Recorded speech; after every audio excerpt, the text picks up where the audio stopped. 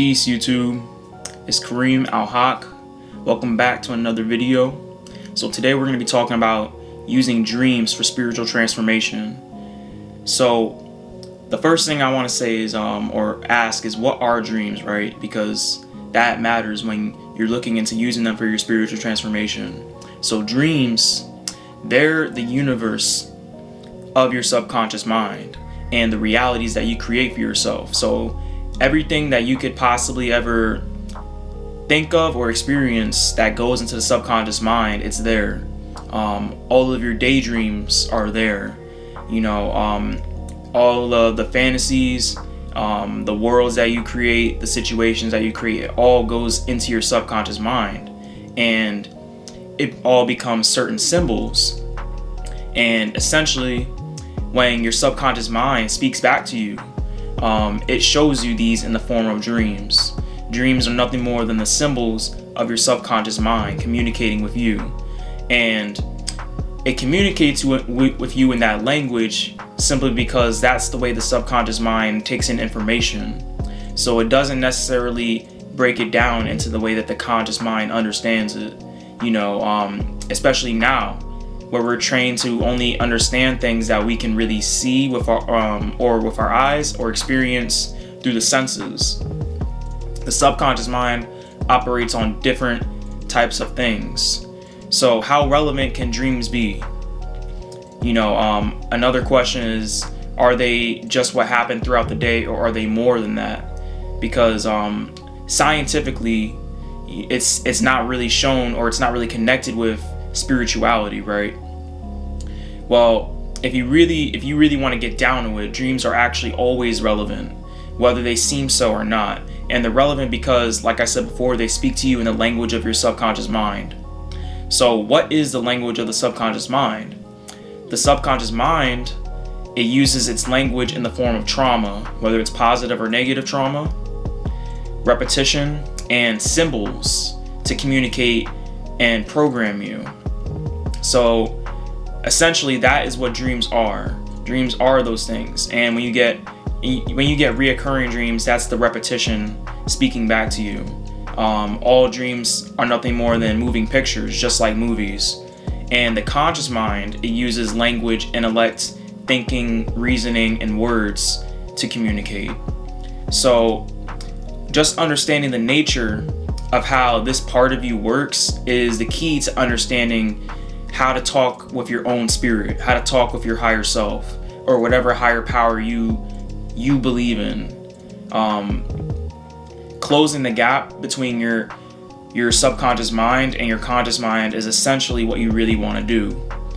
Unconscious dreams, which are the dreams that you're not necessarily lucid in, those refer to your day. They can refer to your day and seemingly irrelevant things that might seem mundane to you, because obviously, why would you want to dream about the same stuff you just went through, right? You're dreaming about work, you're dreaming about school, things that you don't necessarily care about. And it seems like we have a lot of these dreams that we don't necessarily care about, or that we don't want to experience a lot of the times. Or we can have dreams that are seemingly just very far out of pocket, and we won't even know really what it means. We think it's just random. We think it's irrelevant to our lives, and that could be further from the truth.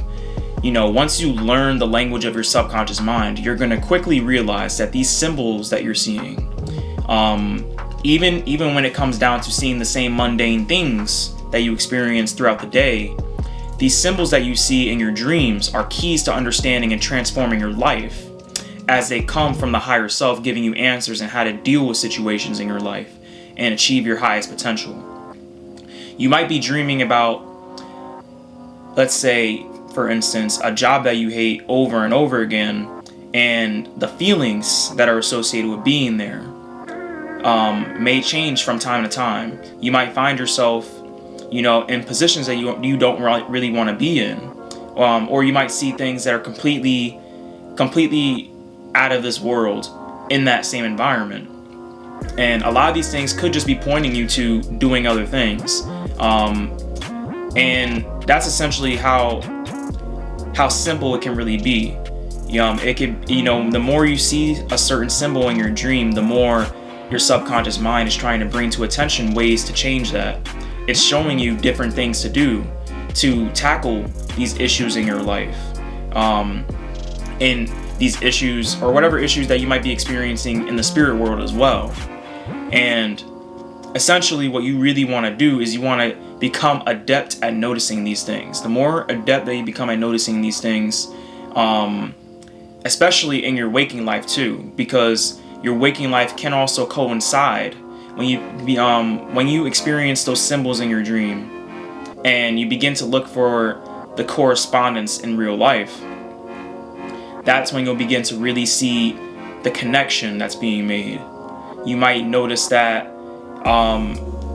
there's just certain ways that you might be going about things. You might have a certain perspective that you might need to change, or that you might need to bring attention to. Certain things that your higher self knows is better for you.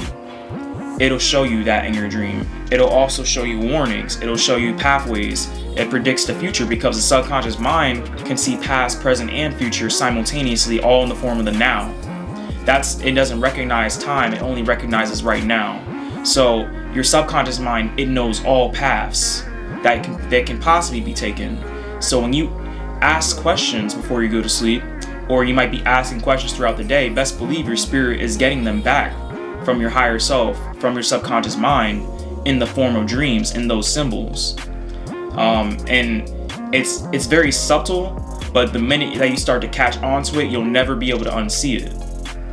So the importance of understanding unconscious dreams before hopping into lucid dreaming and astral traveling is very high. Unconscious dreams are great because the ego isn't necessarily in the way of understanding the symbols being given to you. When you begin to become more aware but not fully conscious in those dreams, you will begin to see lessons and answers of your subconscious mind speaking back to you without much ego interference. And that's where writing down your dreams comes into play. So when you write down your dreams and you begin to read them over, you'll begin to start noticing things. It's not going to make sense at first, but over time it will make sense, because you'll begin to see exactly how your subconscious mind operates, because everyone's subconscious mind has a different language in the way that it expresses itself to the user. And actually, I remember Brother Panic saying, his YouTube name is Occult Lectures, but Brother Panic would also always say that movies and TV shows are actually modeled after dreams in the way that they work, because all movies are moving pictures, and moving pictures are nothing more than moving symbols. So that's why whenever you watch a movie before you go to sleep, you'll be experiencing parts or things that relate to that movie a lot of the times in your dream as well. And actually, I do this all the time too. Once I started writing down my dreams, it didn't make sense to me at first, but I actually became much more conscious in that realm. I became much more competent in the dream world, and I began to lucid dream a lot more often. I began to astral travel a lot more often, simply because of the fact that I was writing down my dreams. And I just kept doing it, even if things didn't seem like they really made sense, because obviously it's going to be kind of a time-consuming task. Sometimes you don't always remember your dreams. There's a lot of people that feel like they don't experience dreams. But the first thing that I want to say is that dreams aren't always visual. Because dreams operate with the higher chakras, your dreams can also be auditory. They can come into many different ways, many different senses. You can experience auditory dreams. You can have dreams where you smell things, taste things, feel things, but not necessarily always see. Or you can have dreams specifically based off of the realm of emotion, based off of the realm of just thought, pure thought. There's essentially there's no limits to the way that you can essentially experience dreams. And before you actually get into, doing much more dream work, you also want to take away from the things that could actually interfere. For me personally, I don't like to go to bed after I smoke weed like right away. I want to wait until the buzz comes down, because if I don't wait, then essentially I'll be going in there, but I will have a little bit less control over retaining the dream memory. So either just go to bed sober, or go to bed when you're coming down from whatever drugs that you might be using. And also take note of your emotional state. Always take note of your emotional state in your dreams, and what you were thinking at the time, while you're experiencing these dreams. Because those things are actually very key. When you begin to find yourself in those similar situations, or when you have your aha moment as to what these dreams are telling you, then you'll be able to make the correspondence much easier when you're putting together your thoughts and your emotions. That's what I do for myself. And another thing that I do for myself is that I always look for things in the waking life. I always look for things throughout my day to see just exactly what my dreams were talking about, because a lot of the times when you are having dreams that reoccur over and over again, it's because you're constantly dealing with something, or something that there's something always happening that must be dealt with. And it may not always be in things that you're experiencing with other people or in your environment, but it could be the environment of your thoughts day to day, in those places, with those people, or even just by yourself. It could be how you feel. It could be how you talk to yourself. Many different things. It could be about your activities, things that you want to do, things that you should be doing. Your dreams show all of these things. It shows you just exactly what's right for you in the language of your higher self. So you can now see exactly how important understanding your dreams really is. Not doing this is essentially kind of doing yourself a disservice. You wanna take into account the unconscious dreams before you take into account lucid dreaming and astral traveling, simply because of the fact that the more adept that you become in this, the easier your dream retention becomes. The easier it becomes for you to be conscious and competent in the astral world and lucid dreaming, because whatever you might see or experience there that you're not used to, you'll be that much more prepared for it. And it actually makes it easier. Those worlds are worlds that deal with the subconscious. So if you want to deal with the subconscious more, if you want to deal with the spiritual more, you have to understand the spiritual that you experience yourself. Now, there was one point in time in which essentially the conscious mind was dormant and the subconscious mind was open for all of us. And as things began to change from the light to the dark age, the ego became the forefront and the subconscious mind went to the back. So we actually used to spend more time dealing with the subconscious mind, creating our own realities, rather than dealing with the ego and trying to sustain the ego itself. So closing the gap between the spirit world and your dreams and the physical world actually raises your spiritual power. So the more that you do this, the more that you're telling yourself over and over again that this is the part of me that I want to have under control. When you have that under control, you can control your physical reality. Your physical reality and your spiritual reality in the dream and the astral world, they are interconnected. So you change one, you change the other.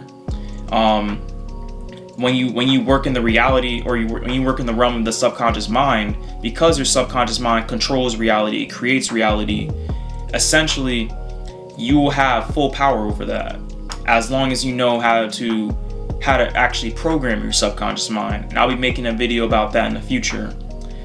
Programming your dreams, whether you're lucid or not, there's many ways to do this. All right, so you want to set your intention through visualization, meditation before you go to sleep.